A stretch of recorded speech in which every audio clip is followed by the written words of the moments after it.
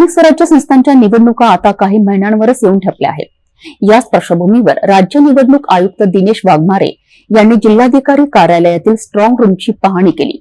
निवडणुकीपूर्व तयारीचा आढावा घेताना त्यांनी निवडणूक यंत्रणेला महत्त्वाच्या सूचना दिल्यात। आगामी स्थानिक स्वराज्य संस्थांच्या निवडणुकांच्या पार्श्वभूमीवर राज्य निवडणूक आयुक्त दिनेश वाघमारे यांनी जिल्हाधिकारी कार्यालयाला भेट देत निवडणूक तयारीचा आढावा घेतला।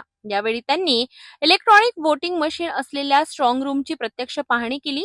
या पाहणीवेळी प्रभारी जिल्हाधिकारी अनिल खटांगळे, निवासी उपजिल्हाधिकारी तथा निवडणूक उपजिल्हाधिकारी अनिरुद्ध बक्षी, तहसीलदार राहुल मोरे यांच्यासह अन्य अधिकारी व कर्मचारी उपस्थित होते।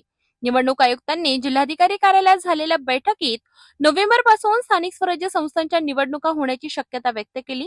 यंत्रणेने वेळेत तयारी पूर्ण करण्याच्या सूचना केल्या। तसेच राज्य निवडणूक आयोगाकडून मिळणाऱ्या सर्व सूचनांचे काटेकोर पालन करावे असे निर्देशही दिले। स्ट्रॉंग रूम मधील ईव्हीएम मशीनची तपासणी करताना त्यांनी सुरक्षा व देखभालीबाबतही अधिकाऱ्यांना आवश्यक त्या सूचना दिल्या।